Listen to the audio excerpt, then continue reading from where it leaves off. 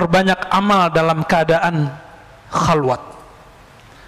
Sebelum subuh, sebelum berangkat ke masjid, atau sebelum tidur, atau beramal sunat di rumah, perbanyak amal. Hatta harim kita nggak tahu, hatta anak kita nggak tahu kita lagi zikir apa. Kalau bisa begitu. Hatta pasangan kita nggak ngerti berapa jumlah zikir kita. Mungkin dia tahu teknik zikir kita, tapi tidak tahu berapa jumlah zikir kita. Dan jangan pernah keluarkan saya zikir sekian, kecuali antum jadi guru lalu ingin memotivasi murid. Jangan pernah. Suatu kali ada seorang datang kepada Imam Abu Yazid Al-Bustami dan mengatakan, sumtu 20 sana ya Syekh, wahai tuan guru, aku sudah berpuasa 20 tahun. Apa kata beliau? Aftarta, kamu baru saja berbuka. Karena orang selevel dia 20 tahun berpuasa, seharusnya sudah masuk level puasa batin. Puasa ruhani, yaitu tidak memamerkan amalan depan orang. Maka kalau pengajian ya, nggak usah pasang postingan lagi kajian nih gitu. Kalau dulu unik, lagi dengerin azan di Masjidil Haram, lagi dengerin azan nih, pakai J lagi azan di Masjidil Haram, Allahu Akbar. Nggak usah ya. Bangun tidur malam hari, bangunin teman, bangun, dalam hati nggak selamat, biar teman tahu aku udah bangun duluan. Hati-hati. Mainannya setan halus tapi nyata. Halus tapi nyata. Itu beda halus dengan nyata dengan tampak. Tampak ini pasti dia fisik. Tapi kalau nyata kadang-kadang dia halus, tapi terasanya jelas. Rasakan saja dialog hati kita bertengkar ketika kita mau pamer. Benar ya?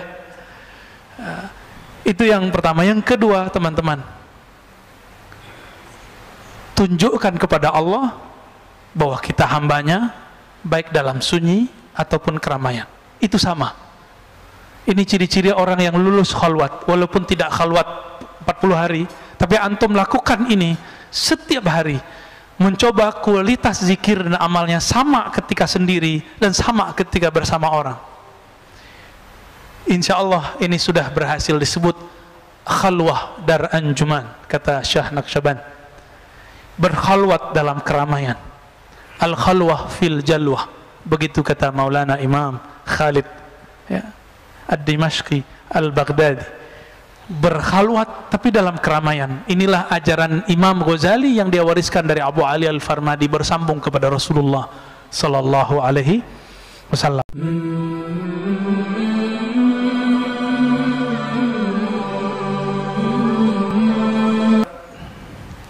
Judulnya Ar-Risalah Al-Qushairiyah, yang berarti risalah atau pesan-pesan dari Imam Abul Qasim Al-Qushairi. Abul Qasim Abdul Karim bin Hauzan Al-Qushairi, salah satu imam ahli hadis di zamannya, yang semenjak zaman itu sudah terjadi polemik antara kelompok Syafi'iyah, Sufiyah dengan kelompok Hanabilah ya. Dan kalau terjadi sekarang perseteruan ini dan itu sebenarnya lanjutan dan warisan dari zaman sana ya. Semoga Allah meridhai kita semua, amin rabbal alamin ya. Mungkin sebagai pembuka ini mohon maaf kepada pengurus masjid, bulan lalu saya ngisi kajian di sini dan ada yang memotong video, saya nggak tahu siapa yang motong, dan itu kemudian jadi fitnah ya, menjadi penyebab kawan-kawan termasuk yang senang dengan kajian saya ataupun tidak senang bertengkar. Saya minta ampun kepada Allah jika saya menjadi penyebab antum bertengkar, dan saya berharap itu dihentikan. Siap ya bagi yang bertengkar di dunia sosial media. Jika memang kalam saya salah, saya minta ampun kepada Allah dan saya minta maaf kepada siapapun yang tersinggung. Karena kalau antum perhatikan dari depan, itu tidak ada maksud merendahkan siapapun. Apalagi saya pernah salafi, saya tidak ada maksud untuk menyinggung salafi. Karena bagi saya kawan-kawan salafi itu mereka proses, sebagaimana saya juga proses sebelumnya. Maka saya berharap teman-teman tolong dihentikan, ya. Dari hati saya paling dalam saya berharap cukup, ya. Kita diketawain orang Allahnya sama, tapi kita mengklaim diri kita ini mewakili Allah. Ini kan tidak benar. Kami bersanad kepada Rasulullah, akidah kami bersanad, akidah Asy'ariyah kami bersanad. Imam Asy'ari itu bersanad kepada Rasulullah. Imam Asy'ari mengambil ilmunya daripada imam, banyak jalur. Jalur pertama dari jalur Imam Ruwaim dan Junaid. Mereka mengambil dari Imam Sarid Saqti, dari Ma'ruf Al-Kharhi, dari Daud At-Tai, Hubail Ajmi, Hasan Al-Basri, Ali bin Abi Thalib, Sayyidina Nabi sallallahu alaihi wasallam. Ini jalur spiritual. Imam Asy'ari juga punya jalur Ahlus Sunnah secara fikrah dan ilmu hadis, yaitu dari Imam Zakaria As-Saji. Beliau ngambil dari Imam Muzani, Imam Al-Qarabisi, begitu juga Imam Ahmad. Maka beliau mewarisi ilmu ilal. Ini ilmu yang sukar, hanya beberapa ahli hadis yang sanggup memahami bab ini. Zakaria As-Saji, beliau ngambil dari tadi beberapa orang tadi, dan mereka ngambil dari Imam Syafi'i. Imam Syafi'i ngambil dari Malik dari Ibnu Umar, dari Nafi', dari Ibnu Umar, dari Nabi. Tapi saya tidak pernah mengatakan akidah Asy'ari itu betul-betul mewakili akidah Rasulullah. Maka siapa yang mengkritik Asy'ari itu kritik ilmiah, bukan mengkritik Rasulullah sallallahu alaihi wasallam. Jika ada yang mengkritisi penampilan saya ini, bukan berarti mengkritisi Rasul sallallahu alaihi wasallam. Jika suatu saat saya berserban, nanti serban saya diejek orang, bukan berarti dia ngejek Rasulullah, dia ngejek saya.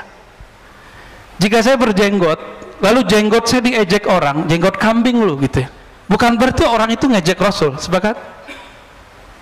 Tapi hari ini kawan-kawan kita karena mungkin terlalu semangat, ya kita maafkan juga, ya. Maka saya berharap baik teman-teman yang senang dengan kajian Ahlus Sunnah yang saya riwayatkan ini, ataupun yang tidak senang, tolong tahan diri, fa'fu, beri maaf, lapangkan, ya. Ngapain kita kemudian merusak diri kita dengan perasaan yang tidak baik. Dan teman-teman, dari hati yang paling dalam, kalau beragama itu bersihkan, jinakkan sifat sibaiyah. Sibaiyah ini yang dikatakan di dalam Al-Quran, mereka itu seperti kalb, anjing. Ada lagi ulaika kal an'am, mereka seperti binatang ternak. Ini harus dijinakkan ketika kita beragama, sehingga kita tidak salah guna. Nggak salah guna, ya. Nah, saya melihat antum yang senang kajian saya pun kok ada yang emosi gitu, ya. Padahal kita berpesan tolong jangan emosi. Kalau saya jadi asbab maka saya minta ampun kepada Allah, masa antum nggak minta ampun juga kepada Allah, ya. Baik, sepakat ya. Ya, kalau ini bergulir terus, oke, nggak masalah. Kita juga nggak takut mati kok. Ya. Siapa yang takut mati? Cuma kan lucu, sesama Muslim saling membunuh, ya. Di dalam darah saya tidak ada urat rasa takut sama sekali untuk kematian, karena bagi saya itu pintu ketemu Allah, pintu ketemu Rasulullah sallallahu alaihi wasallam. Jadi jangan coba-coba ancam saya dengan kata bunuh. Kita nggak takut, ya. Para orang-orang yang kenal Allah nggak takut mati, Pak. Kecuali antum nggak kenal Allah subhanahu wa ta'ala, ya. Tapi matinya yang terhormat kayaknya. Masa mati urusan beda faham, lucu, ya. Beragama jangan lucu, beragama itu yang benar. Cukup dunia yang lucu. Ad-dunya itu la'ibun walahun, senda gurau, ya lucu-lucuan kalau dunia. Baik. Maka saya tidak mau mengkultuskan apa yang saya ajarkan. Maka siapapun antum yang kritik saya, bukan kritik Allah dan Rasul, itu kritik pemahaman kita dalam memahami riwayat-riwayat ulama Ahlus Sunnah, ya. Antum ada yang marah nggak disebut tasbihnya seperti Yahudi? Ada yang marah nggak? Ada yang marah nggak? Mereka bilang kok tasbih ente kayak Buddha dan Yahudi, itu dikatakan dalam buku-buku zikir mereka. Kita biasa aja tuh, ya. Tapi kenapa tersinggung? Ya mungkin karena potongan itu. Maka yang memotong minta ampun juga lah kepada Allah, ya. Dalam hal ini saya berharap ya kita beragama ad-din itu ya samhah al-hanifiyah. Beragama itu luas, beragama itu santai, beragama itu tidak ngotot-ngototan. Jangan dikit-dikit ngancem mau apa. Kalau antum merasa benar, ayo kita diskusi. Pintu kita terbuka untuk diskusi. Jangan coba-coba mancing hal-hal jihadis ya. Kita nggak takut mati kok. Tapi untuk apa? Ya lucu nanti kalau muslim membunuh sesama muslim. Kita tidak mau mengulang kembali kisah Khawarij berbunuh-bunuhan dengan atba' Sayyidina Ali. Kita nggak mau mengulang itu. Sepakat ya? Jadi nggak usah emosi juga kalau ada orang, karena saya tidak butuh dibela.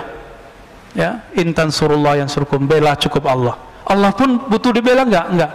Belalah Allah dalam dirimu, maka Allah akan membelamu. Allah nggak butuh dibela. Allah itu ghaniyun 'anil alamin. Allah itu tidak butuh alam semesta. Kita ini bagian dari alam. Maka perjuangan kita itu bukan untuk membela eksistensi Allah, untuk membela sisi peran atau pengenalan kita terhadap Allah dalam diri kita. Itu maknanya ya, intan surullah yang surkum. Baik, sudah selesai. Kayaknya jantungnya berdebar-debar nih. Allahumma salli wa sallim wa barik ala nabiyyina Muhammad. Allahumma salli wa sallim. Ahadullah. Al-Fatihah. Bismillahirrahmanirrahim. Alhamdulillahirabbil alamin. Arrahmanirrahim. Maliki yaumiddin. Ya na'budu wa iyyaka nasta'in. Shiratal ladzina an'amta 'alaihim ghairil maghdubi 'alaihim waladdallin. Kita masuk bab al-khalwah wal uzlah. Bab menyepi, berdiam diri ya, bersunyi-sunyi itu khalwah. Wal uzlah menyepi. Nah, jangan kebalik. Khalwat sudah jadi bahasa Indonesia, berkhalwat, mojok. Ini beda. Berkhalwat di sini, berkhalwat untuk Allah Subhanahu wa ta'ala. Uzlah menjauhkan diri dari manusia. Dua hal yang berbeda. Khalwat bisa dalam keramaian, tapi uzlah mesti dalam kesunyian, kesepian, tidak ada orang. Ini beda khalwat dan uzlah ya. Di sini ada hadis yang sangat panjang. Kata Nabi SAW, maknanya sesuai dengan beberapa hadis di Sahih Muslim. Inna min khairi ma'aishin nas kullihim rajulan akhizan bi'anani farasih fi sabilillah. Orang yang terbaik itu adalah orang-orang yang mempunyai kendaraan lalu dia bawa fi sabilillah. Kemudian dikatakan di tengahnya, in sami'a faz'atan aw hay'atan kana ala matni farsi yabtaghi al-mauta aw al-qatla fi mazanni aw rajulan fi ghanimati lahu fi ra'si sha'fatin min hadhihi ash-shu'af aw fi batni wadi min hadhihi al-awdiyah yuqimu as-salata wa yu'ti az-zakata ya'budu rabbahu hatta ya'tiyahu al-yaqin laysa min nas illa fi khair. Ini terjemahan bebas saja ya, karena kalau terjemah harfiah takut nggak bisa dipahami. Sebaik-baik orang itu yang punya kendaraan, lalu dia jadikan kendaraan itu untuk menghindari dari fitnah, kekacauan. Ngapain dia? Dia pergi ke gunung-gunung, ke tempat-tempat yang sunyi, sepi. Yuqimus shalah wa yu'tiz zakah. Dia mendirikan salat, dia menunaikan zakat, menunaikan hak-hak ubudiyah kepada Allah. Ya'bud rabbahu, dia menyembah Allah Ta'ala hatta ya'tiyahul yakin, sampai datang keyakinan. Yakin di situ artinya kematian. Laisa minan nas illa fi khair ya. Tidak ada pada manusia kecuali cerita kebaikan tentang dirinya. Qala al-ustaz, berkata imam pengarang kitab ini, al-khalwah sifatu ahli safwah. Khalwat itu bersunyi-sunyi meskipun dalam keadaan ramai, itu sifat dari orang yang kalbunya bening, ahlus safwah. Maka bisa kita bersunyi dalam diri meskipun dalam keramaian, membuang selain Allah, tapi kita lagi sedang bersama selain Allah. Antum bekerja tapi niatnya karena Allah, Antum sedang berkeramaian, macet. Coba, kalau pikirannya juga macet, gawat nggak? Dibel orang dikit langsung nyolot. Ini ciri-ciri pikirannya belum berkhalwat. Maka bisa berkhalwat, mensunyikan diri dalam keramaian. Itu dia. Wal uzlah min amarati ahli wuslah. Adapun uzlah, menjauhkan diri dari manusia, ini adalah salah satu tanda-tanda dari orang-orang yang wusul kepada Allah Subhanahu wa ta'ala, orang-orang yang sampai kepada Allah. Kapan uzlah dan khalwat ini dipakai? Imam Kushairi mengatakan, labudda lil murid fi ibtida'i sulukihi aw halihi. Murid itu di awal dia belajar mengenal Allah, ini bukan belajar sekedar belajar biasa, bahkan mungkin sama ya, semua ilmu barangkali. Seorang murid jika ilmunya ingin mantap, maka dia harus terbebas dari semua gangguan. Sepakat nggak? Maka orang yang terlalu semangat, dia kuliah misalnya 2 sekaligus, biasanya mateng nggak? Nanggung di sini, nanggung di sana, walaupun dapat double degree. Biasanya begitu. Kecuali orang-orang yang dirahmati Allah. Ya. Atau misalnya, mohon maaf, antum menikah sambari kuliah, maksimal nggak kuliahnya? Atau menikah sembari nyantri, itu kiainya kira-kira bilang apa? Pulang aja, pulang aja tong, urus binimu gitu. Kira-kira seperti itu. Berat masalah ini. Itu sebabnya Syekh Yasin Al-Fadani, ulama kita tapi lahir di Mekah, Mbah Maimun Zubair itu murid beliau. Syekh Abdul Hamid Ad-Dari di Jakarta Selatan itu murid beliau. Syekh Abdul Razak, Kiai Abdul Razak di Kudingan Mampang itu murid beliau. Ada banyak sekali ya, sangat-sangat banyak. Kalau disebut satu-satu murid beliau itu banyak sekali. Nama gurunya yang tertulis 400, tapi nama muridnya saya nggak bisa hitung berapa ya, 400 ribuan kali ya, wallahu alam. Sangat-sangat banyak ya. Saya berguru kepada murid beliau, Abu Ya Syekh Kiai Haji Ahmad Marwazi. Sekedar setoran baca kitab, dapat ijazah, seakan-akan beliau membaca di depan gurunya, kita mengulang kisah itu kembali. Seperti dulu Imam Bukhari membaca hadis di depan Imam Ahmad, Imam Ishaq, Imam Humaidi. Nah, kita mencoba merawat itu, karena bagi kita mengikuti ulama terdahulu salafus saleh dengan cara menghidupkan tradisi itu. Bukan sekedar ngomong hadis ini Sahih Bukhari, enggak cukup. Itu namanya takhrij hadis. Tapi dengan membaca depan guru, ya. Dulu kita pernah mau buat itu di sini, tapi belum kesampaian ya. Buat kajian Sahih Bukhari, masing-masing antum punya walaupun PDF ya. Pelit, ya. Pulsa beli terus, rokok beli terus. Tapi giliran kitab Sahih Bukhari nggak punya di rumah. Nggak murid saya kalau nggak punya Sahih Bukhari di rumahnya. Beli Sahih Bukhari walaupun ringkasan, minimal PDF ya, minimal aplikasi punya lah ya.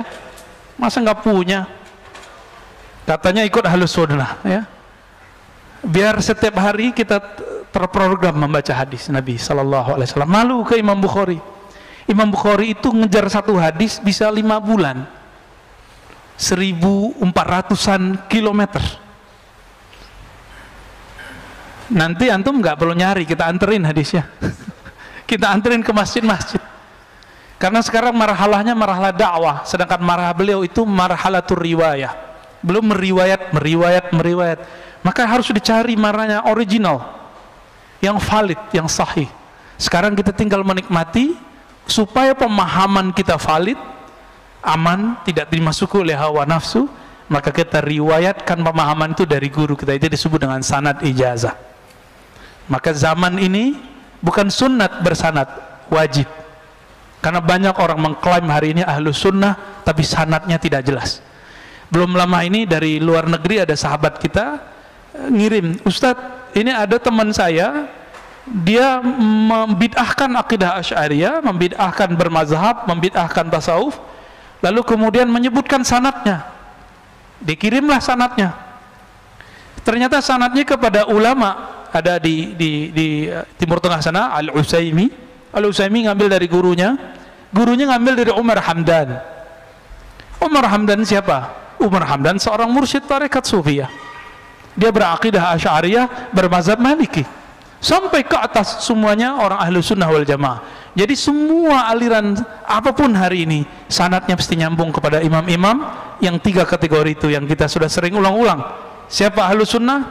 Berakidah Asy'ariyah, ahlu sunnah wal jamaah atau Maturidiyah, bermazhab yang 4, bertasawuf yang bersanad sahih. Kita ulang-ulang biar jadi hafal, ya.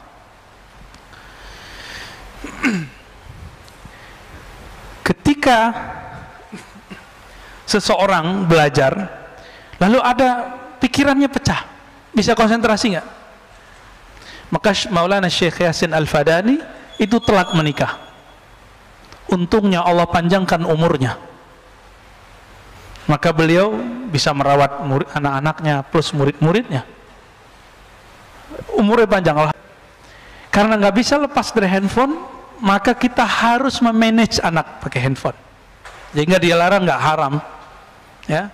Kayak gini nih contohnya kan, yang nggak dilarang, tapi harus pinter-pinter mainnya, ya. Kadang-kadang anaknya dilarang main handphone, dia main handphone depan anaknya, sama aja. Sama kayak ngelarang anak ngerokok, kita ngerokok depan anak, bohong itu namanya. Taib. Apalagi belajar ilmu kerohanian, ilmu ma'rifatullah. Jadi minimal kalau antum nyantrinya nyantri muakkad. Jadi nyantri itu ada 2 sekarang. Nyantri muqayyad, muakkad. Ada yang muqayyad. Muqayyad itu sudah terikat di satu institusi. Gak mungkin di umur-umur begini udah susah, ya. Bener.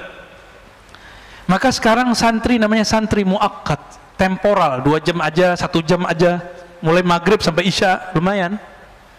Kan jalannya ini yang Allah lihat. Antum itu datang ke sini kena macet, ya kena hujan, ini yang dilihat oleh Allah. Itu yang dilihat oleh Allah. Maka rasakan getaran-getarannya kalau kita ikhlas lagi jalan. Walaupun antum ikut ajarannya mungkin belum benar, bahkan ikut ajarannya yang kurang pas, tapi karena tulus nanti Allah bimbing, tenang aja.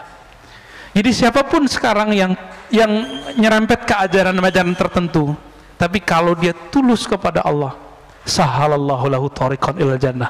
Allah mudahkan jalan dia. Surga dunia itu ilmu dan zikir, nggak ada lebih.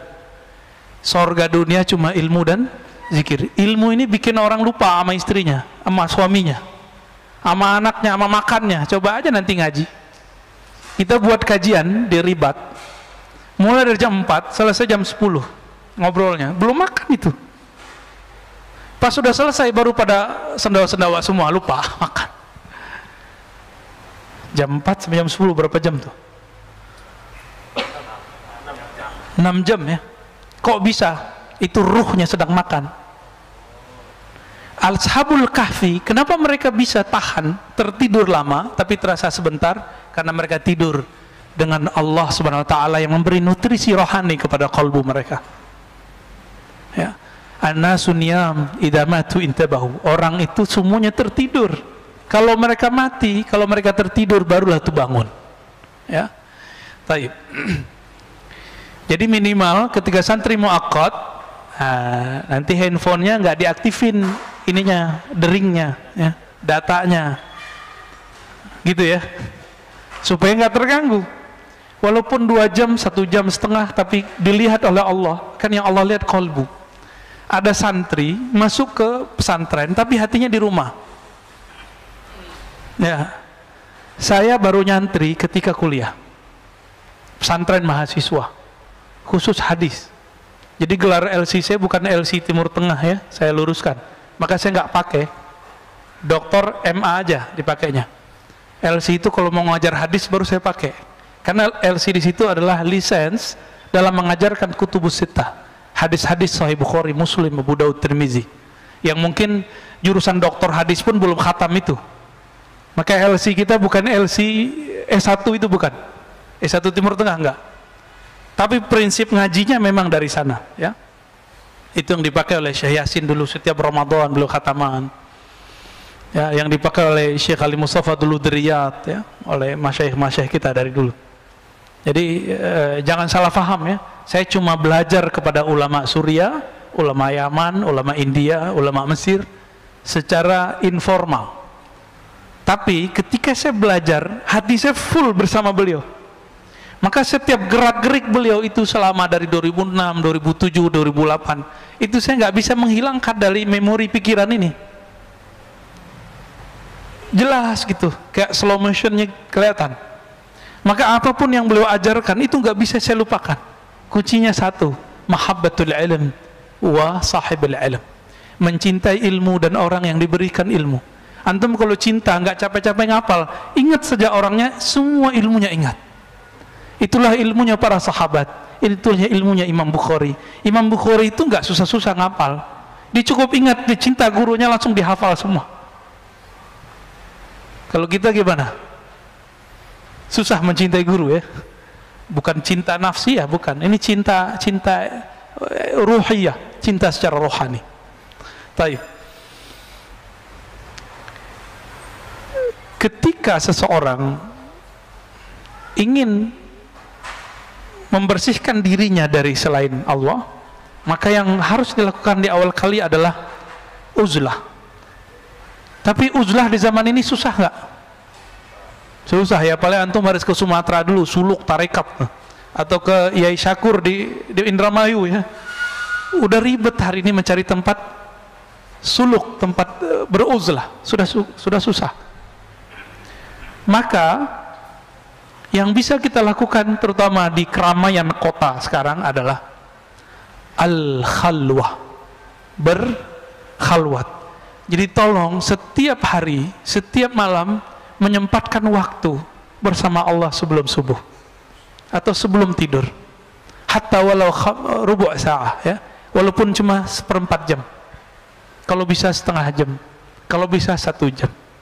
Ngapain? Ya zikir Quran, zikir Quran, zikir Quran, zikir sholat, udah gitu aja, nggak ngapain lagi. Kita sudah tersita lama dengan handphone, katanya anti Cina, tapi handphonenya Cina ya. Anti Amerika, handphonenya Apple. Jadi ternyata bukan itu masalah kita. Masalah kita, kolbunya anti selain Allah atau tidak. Itu masalah kita. Mau di tangannya Apple atau Oppo. Oppo bahasa Jawa kali ya. Tapi hati-hati teman-teman. Ketika orang berkhalwat dan beruzlah. Jadi saya nggak mau gaul lah sama orang. Itu namanya beruzlah juga. Ada orang beruzlah, tapi dia merasakan orang itu jahat, saya baik, saya harus menjauh darinya. Orang seperti ini disebut dengan mutakabbirun. Ini orang uzlah, tapi dalam dirinya itu setan. Setan uzlah, jadinya begitu. Semakin nambah ilmu di dalam dirinya, yang bertambah sombongnya. Bertambah zikirnya, bertambah sombongnya. Maka nanti dia akan ngomong orang, ente zikirnya berapa? Gua zikir berapa? Saktian mana kita? Nanti ngomongnya gitu Pak. Adu makrifat kita. Emang makrifat apaan sih? Kok bisa diadu-adu? Makrifat nggak bisa diadu Pak. Yang bisa diadu nih, ini bisa diadu nih. Ya, isi otak bisa diadu. Yakin bisa diadu, makrifat nggak bisa diadu karena langsung makrifat itu yang disebut al-haq. Jadi kalau antum baca Al-Quran, al-haqqu min rabbika fala takunanna minal mumtarin.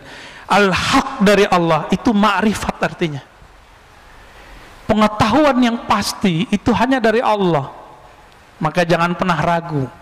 Dan itu pintunya cuma satu.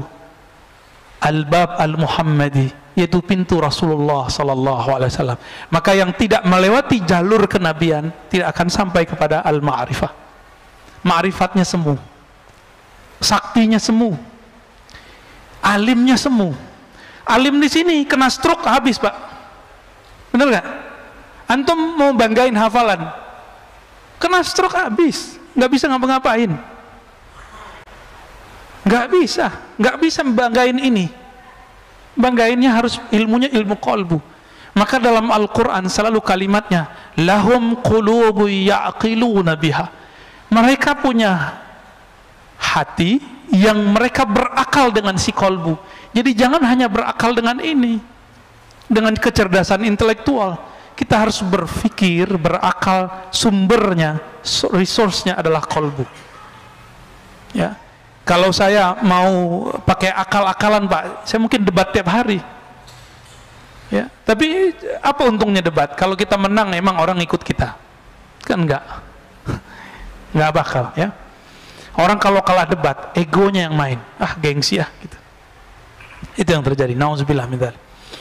Jadi kita pun kalau menghindari satu komunitas, bukan karena komunitas itu kita anggap akan menyakiti atau akan merusak diri, tapi kita mengatakan, jika aku masuk satu komunitas ini, mungkin akulah penyebab mereka rusak. Ini baru orang mutawadhi', baru uzlahnya benar. Jadi uzlah zaman now adalah tidak masuk ke dalam komunitas yang membuat kita terpapar dunia, membuat kita melenceng dari akhirat, melenceng dari Allah Subhanahu wa taala. Nah, ketika kita menjauhi komunitas begitu, bukan kita menuduh mereka, tapi kita menuduh diri sendiri. Kalau aku ada di sana, mungkin akulah penyebab mereka cinta dunia. Ini bedanya, ya. Maka hati-hati, ini banyak setan itu bisa masuk Pak ke dalam diri para pengamal tarekat, bisa masuk kepada dokter, profesor, bisa masuk ke ustadz, bisa masuk ke siapa aja. Kalau nggak begitu, mana mungkin Sayyidina Adam bisa tertipu? Nabi Adam, Nabi kita, kakek kita semua. Maka ini keturunan Nabi semua kan? Cuma Nabi Adam, bukan Nabi Muhammad. Karena kita semua ini keturunan Nabi Adam, kesalahan itu akan berulang. Syaitan itu selalu berbicara pelan. Syaitan itu selalu berbicara tulus. Dia jual ketulusan dan dia jual keilmuan. Maka syaitan akan menjual keyakinan, karena dia pernah mengalami ujian keyakinan ribuan tahun beribadah di langit dan di bumi, sehingga Allah angkat dia setara dengan malaikat. Fasjudu li Adama, ujiannya diuji sujud ke Adam, dia nggak mau. Kenapa? Di kolbunya ada kesombongan yang menyala-nyala. Ini dalam diri kita ada kesombongan nggak menyala-nyala? Kalau ada orang sedikit senggol kita, kita marah. Ya, kita mau bunuh orang itu Pak jadinya. Tapi kalau kita merasa bukan siapa-siapa, jika ada orang mau nyerang kita, ya kita maafin. Mungkin dia salah faham. Ya, Rasulullah SAW melakukan itu berkali-kali. Ya, dicaci maki segala macam, bahkan dibentak. Ya. Yang paling sedih itu Nabi dibentak oleh sahabat tercintanya Umar. Tapi Nabi faham Umar lagi galau. Apa kata Sayyidina Umar radhiyallahu ta'ala anhu? Belum lagi galau. Rasulun anta, ente bener Rasul nggak sih? Antum coba ngomong sama aneh, ente beneran Ustadz nggak sih? Kalau saya baper, saya tersinggung. Tapi kalau saya faham antum, saya nggak akan marah. Nah, itulah bagaimana dewasanya Rasulullah. Nabi biarkan Umar berkembang, ternyata beliau menjadi pewaris Rasulullah Sallallahu Alaihi Wasallam. Jadi kadang-kadang orang-orang yang benci sama kita hari ini, yang marah sama kita hari ini, siapa tahu nanti menjadi orang yang sangat cinta kepada ilmu yang kita kembangkan. Amin ya rabbal alamin. Jadi jangan bawa nafsiyah ego diri. Ya, yang kita kedepankan Allah Subhanahu wa taala.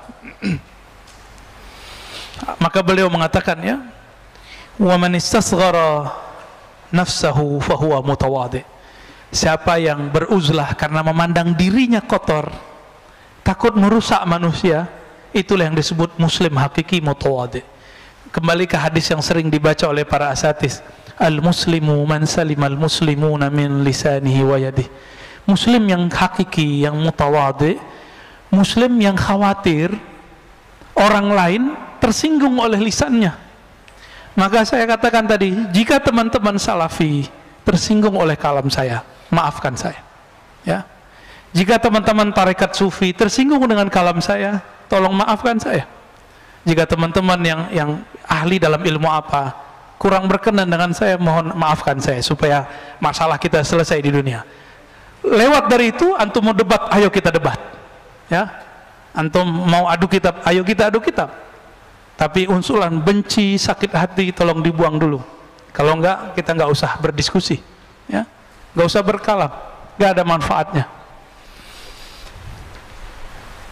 Gimana? Antum ketika tidak masuk yang disebut hijrah, ya, ini jebakan setan nih ketika hijrah. Aku mau hijrah deh dari kelompok ini, komunitasku, di situ orangnya jahat-jahat, Di situ orangnya kotor-kotor. Kalau itu yang ada, fa anta mutakabbirun, maka kamu pewaris setan, pewaris iblis. Di dalam dirimu ada sifat permanen iblis, yaitu sombong. Jadi kepada teman-teman saya yang sedang merasakan dirinya hijrah, jangan berpikir bahwa orang-orang yang kita tinggalkan itu orang-orang jahat. Kita katakan, mungkin akulah penyebab mereka jahat. Dari mana ilmu ini? Dari Sayyidina Adam. Siapa lagi kita berguru kalau ke Al-Quran? Apa kata Sayyidina Adam ketika beliau berhasil dijebak oleh iblis? Apa kata Nabi Adam? Ya Allah, iblis yang disalahkan. Begitu enggak? Hah? Emang begitu? Enggak. Apa katanya? Rabbana zalamna. Ya Rabb, aku yang salah, kami yang salah. Ini ilmu Nabi Adam, Pak. Mau dapat ilmu Nabi Adam? Kalau ada masalah dia nggak nyalain orang, dia nyalain diri sendiri. Ketika ada masalah nggak childish. Jadi dua aja di dunia, childish dan sombong. Ini karakter orang yang suka nyalahin orang. Kalau di dunia kerja, satu tim nggak mau salah, dia salahin tim yang lain atau temannya. Maaf bos, ini bukan karena saya, tapi karena si Anu nih, lupa nih. Nggak mau mengaku kesalahan. Kalau dalam dunia keilmuan, kiber. Kalau tadi childish, sombong. Ya, orang sombong nggak mau ngaku kalah dan nggak mau ngaku salah. Ngaku kalah dan salah ini dua hal yang berbeda, dan itu paling berat. Ya, paling berat. Jadi antum kalau diajak berantem orang ngaku kalah aja. Masih ingat cerita anak Nabi Adam? Ini turun. Jadi sifat Nabi Adam ketika turun ke anaknya, Habil dan Qabil. Siapa yang mengaku kalah? Habil. Apa kata Habil? Jika memang nyawaku membuat engkau bahagia, ambil. Ada nggak antum yang begitu? Atau di dalam diri kita masih ada yang kebuasan? Buas. Saya rasa ini yang perlu dijinakkan. Ya. Coba jinakkan dulu itu. Maka di dalam kitab ini, ketika kita mau beruzlah, mau hijrah, mau latihan mengenal diri, mengenal Allah, maka kita bukan mau belajar jadi orang suci, kita sedang belajar menjinakkan sifat-sifat buas yang ada dalam diri kita. Sifat sibaiyah yang suka nyolot mulu, ya. Benar ya? Ini asu aja tapi kok nyolot. Ini nggak asu aja ini. Coba, aneh nggak senam antum itu kalau membalasin orang-orang itu kemudian berkata kasar. Kul khairan auliyasmut, katakan khairan. Khairan itu beda dengan hasanan. Khairan itu pilihan kata yang baik. Kalau hasan itu mungkin baik aja, indah aja. Tapi khairan, tidak semua yang indah menurut kita indah menurut orang. Mungkin saya kurang khairan sehingga antum bertengkar, ya, sehingga di sosmed terjadi begitu, ya. Maka atubu ilallah. Jadi malam tadi saya zikir, ya Latif, ya Latif, ya Latif, ya Latif, ya Latif, ya Allah yang Maha Latif. Ini saya berjuang untuk mengeksiskan ajaran engkau, atau saya mengeksiskan saya, mazhab saya, manhaj saya. Disitulah Al-Latif. Allah kemudian melembutkan hati. Alhamdulillah, ternyata memang benar. Setiap kali orang menyebut nama Allah, Allah akan memasukkan nur ke dalam kalbunya. Bertahap, bertahap, bertahap. Dan disitulah Nabi mengatakan istafti qalbak, baru sah, mintalah fatwa ke dalam kalbumu. Jadi kalau sudah dizikirkan kalbu, baru boleh dimintain fatwa, Pak. Kalau belum dizikirkan kalbu, yang di kalbu itu bercampur dengan hawa nafsu, belum bisa dimintain fatwa. Istafti qalbaknya belum berlaku, mintalah fatwa ke dalam kalbumu. Kalbu itu wilayah terdalam kita, yang ketika dia berzikir dia akan mengalah. Gak apa-apalah ngaku kalah, ya. Kalah debat gak apa-apa, saya nggak marahin antum kok, ya. Kalau mau buat forum-forum perdebatan ilmiah, teman kita Ahlus Sunnah banyak yang siap berdebat, ya. Nanti bukan aneh yang maju, ya, aneh nggak pintar debat. Yang pintar debat tuh banyak, ada Buya Asfi, Kiai Ma'ruf Khazin, ya, Habib Geis, itu jago-jago semua tuh. Kalau kita ngaji-ngaji kitab biasa aja, ya. Mau ngaji ayo. Banyak, ya, banyak yang mau debat, karena itu memang jihad mereka di situ. Mereka berjihad di wajadilhum billati hiya ahsan, berjihadlah dengan cara yang, berjidallah dengan cara yang ahsan. Taib.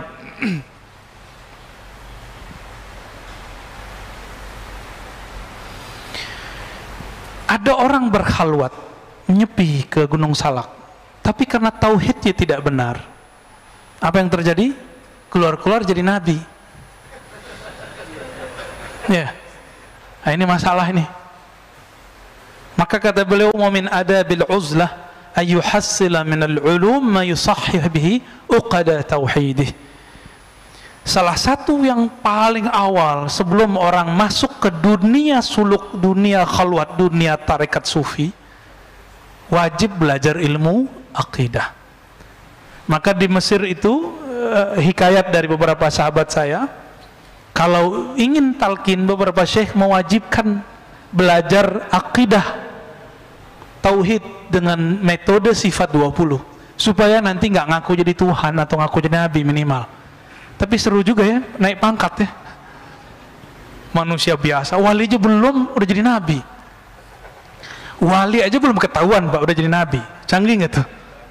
Canggih itu ya. Itu gimana nasibnya itu orang tuh yang sudah naik pangkat itu ya.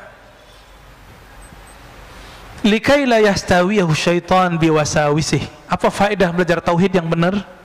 Supaya syaitan tidak mewaswaskannya ya, mewaswaskannya. Waswas ini sekarang ternyata ketika belajar tauhidnya tidak sesuai dengan manhaj ahlus sunnah, waswas itu sekarang nggak hanya ketika masuk suluk tarekat, tapi ketika belajar apa saja, antum kalau nggak benar tauhidnya, merasa paling benar, ini yang paling bahaya. Jadi waswas syaitan yang paling gawat hari ini yang masuk ke dalam kolbu manusia adalah merasa dirinya lebih benar. Yang paling benar siapa? Allah. Akhirnya mereka berpikir kita ini nggak yakin dengan apa yang kita ajarkan. Kita yakin. Yakin kita disebut ilmu yakin, ainul yakin, hakul yakin. Tapi al-yakin kullu itu milik Allah ya. Jadi kita paling tinggi cuma sampai hakul yakin, selebihnya kita pulangkan kepada Allah. Di atas al-yakin itu namanya al-haq. Al-haq itu cuma milik Allah. Jangan pernah ambil al-haq Allah. Antum ambil al-haqnya Allah, itulah kibir yang sebenarnya. Jadi tahu sebenarnya rahasia iblis. Iblis kenapa dimurkai? Jauh sebelum dia disuruh untuk sujud kepada Sayyidina Adam, dia ingin memakaikan baju al-haq itu. Makna al-haq itu mau dia pakaikan ke dalam dirinya. Maka Allah Ta'ala sudah murka kepada iblis, tapi masih Allah sembunyikan, diuji dengan yang zahir. Adanya Sayyidina Adam, ternyata dia masih sombong, dan dia mengatakan ana khairum, aku lebih baik daripadanya ya.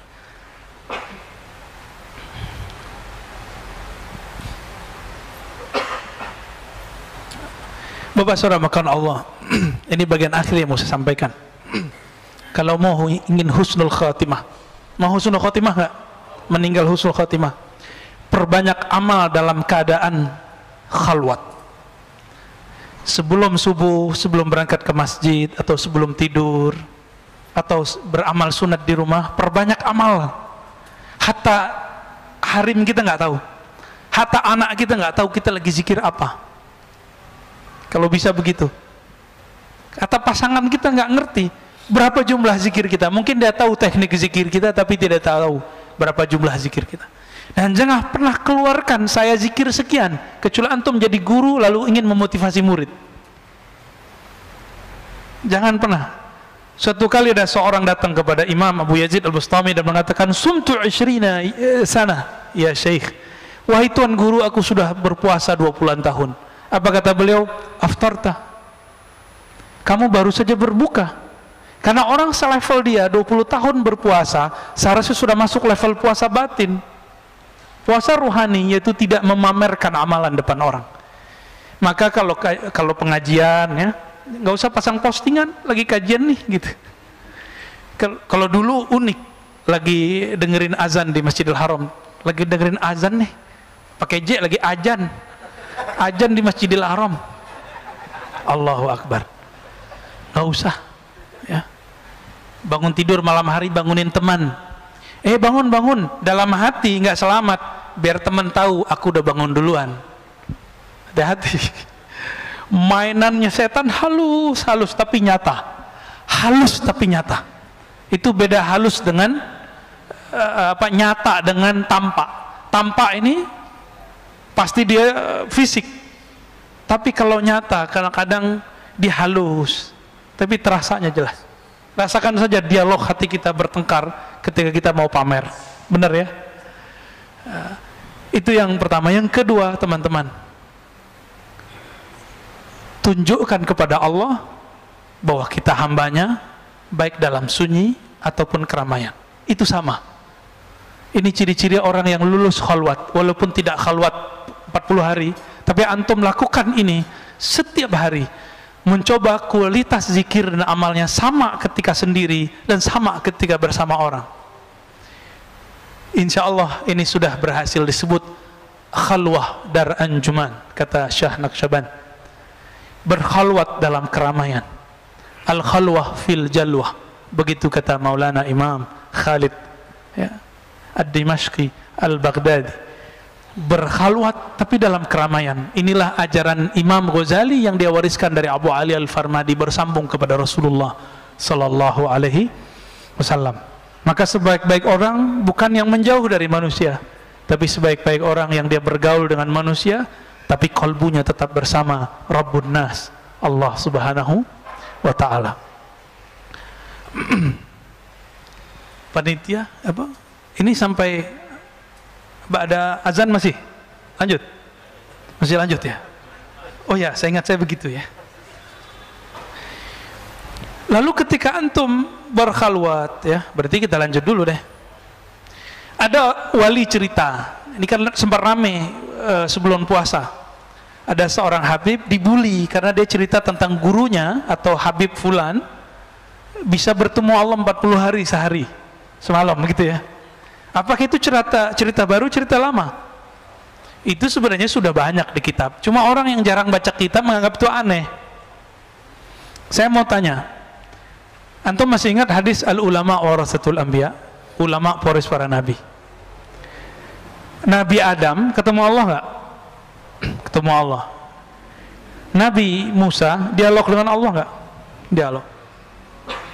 Nabi Isa, Nabi Muhammad, semua nabi itu punya pertemuan dengan Allah dengan cara yang berbeda. Yang sempurna cuma Nabi Muhammad, sama sendal-sendalnya dibawa ke aras. Ini bedanya. Nabi Musa pingsan dulu baru merasakan hadirnya Allah. Padahal Nabi Musa sudah berdialog dengan Allah berhari-hari, 40 hari. Nah, di sini dikatakan yuhka an Abi Yazid. Jadi Abu Yazid ketika berkhalwat, Abu Yazid ini ulama salafus saleh, wafat tahun 261 Hijriah, sama dengan Imam Muslim, pengarang Sahih Muslim. Apa kata beliau? Ra'aitu Rabbi azza wa jalla fil manam. Aku melihat Allah Ta'ala dalam mimpi. Mungkin nggak? Dalam mimpi loh? Mungkin. Coba kalau nggak percaya, buka kitab Ta'bir Mimpi karya Ibnu Sirin, An-Nablisi dan banyak ulama. Ada di situ ru'yatullah, bab melihat Allah Subhanahu wa Ta'ala. Fakultu kaifa ajiduka. Lalu aku bertanya, ya Allah, bagaimana cara aku menemukanmu, bertemu denganmu? Faqal fariq nafsak wa ta'al. Hai Abu Yazid, fariq nafsak, tinggalkan egomu, nafsiyahmu, ta'al, ayo kita ketemuan. Maksudnya apa? Maka yang menghalangi kita dengan Allah itu apa? Nafs, angan-angan. Masa sih? Gak mungkin zikir 100 kebanyakan, apalagi dikasih 1000. Apalagi antum kena racun bilang zikir 1000 bid'ah. Ya?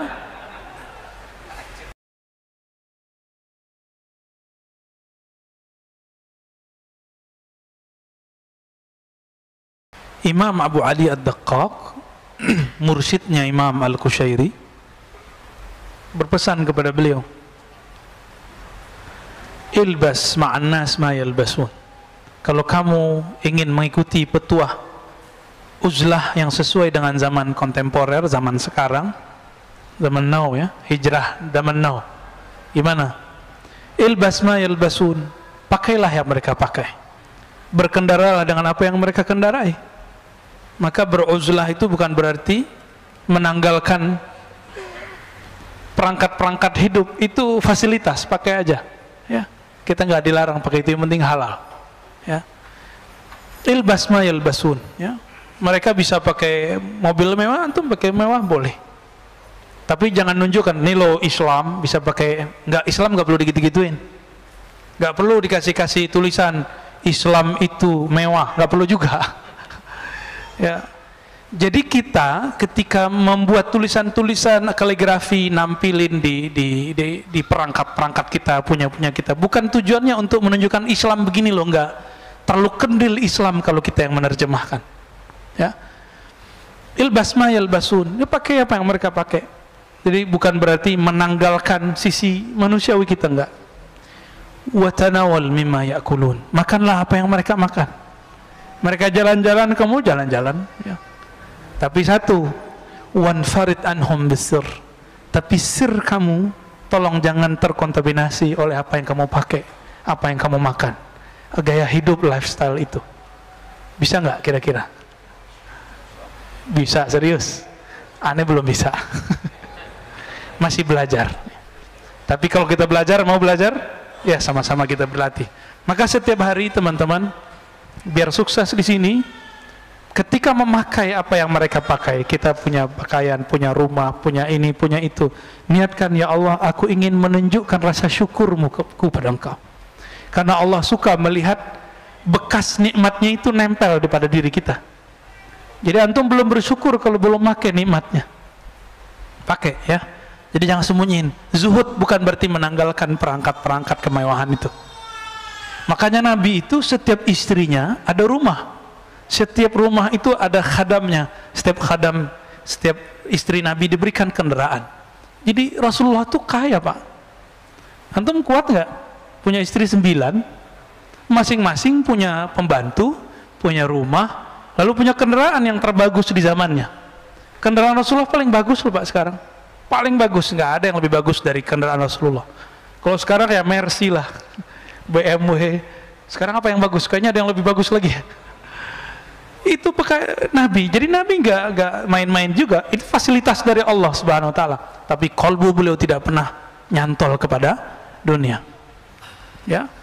Terus kemudian apa kata beliau? Sami'tu yaqul ja'ani insan. Kata Imam Abu Ali Ad-Daqqaq. Suatu kali ada orang datang kepadaku, perjalanannya jauh dan ingin disebut sebagai orang suluk, orang sufi, orang kenal Allah, orang zuhud. Apa kata beliau? Laisa hadzal hadis min haythu qat'il masafa wa maqasatil asfar. Wahai anakku, yang disebut bersuluk, menempuh jalan mendekatkan diri kepada Allah bukan dengan kamu jalan jauh begini, bersusah payah begini, tapi farik nafsak walau bi khatwah. Coba kamu tinggalkan dirimu, egomu, walaupun satu langkah. Setiap hari belajar pelan-pelan. Kita dikatain orang nggak balas ngatain. Nah itu salah satunya Pak. Ya, saya lagi belajar itu juga. Ya, mau sama-sama belajar kita. Ya, jadi kita nggak akan menjadikan diri kita ini presentasi dari Islam yang sebenarnya. Kita sedang berusaha supaya sampai kepada hakikat keislaman itu. Kemudian faqad hasala maksuduk. Kalau kamu sudah setiap hari melangkah menjauh dari egomu, itulah hakikat Nabi Adam. Hadza maksuduk. Inilah maksud tujuanmu. Itulah ilahi anta maksudi wa ridhaka matlubi. Nabi Adam ketika dijebak oleh iblis laknatullah alaih, beliau tidak mengatakan ente terlaknat wahai iblis. Apa kata dia? Ya Rob, aku yang salah. Kalau engkau tidak ampunkan kami akan menjadi orang-orang yang ya, fa illam taghfir lana lanakunanna minaz zalimin. Kami akan selalu berbuat salah. Maka kita tutup kajian kita pada malam ini dengan doa Nabi Adam. Rabbana zalamna anfusana wa illam taghfir lana wa tarhamna lanakunanna minal khasirin. Ya Allah, kami banyak salah karena kami orang kemudian berprasangka, karena kami kadang-kadang orang kemudian salah memahami agama ini. Ampunkan kami ya Allah. Jika engkau tidak mengampuni kami ya Allah, tentu kami jadi orang zalim. Rabbana atina fid dunya hasanah wa fil akhirati hasanah wa qina adzabannar. Sallallahu ala nabiyina Muhammad walhamdulillahirabbil alamin. Subhanakallahumma wa bihamdika asyhadu an la ilaha illa anta astaghfiruka wa atubu ilaik. Assalamu alaikum warahmatullahi wabarakatuh.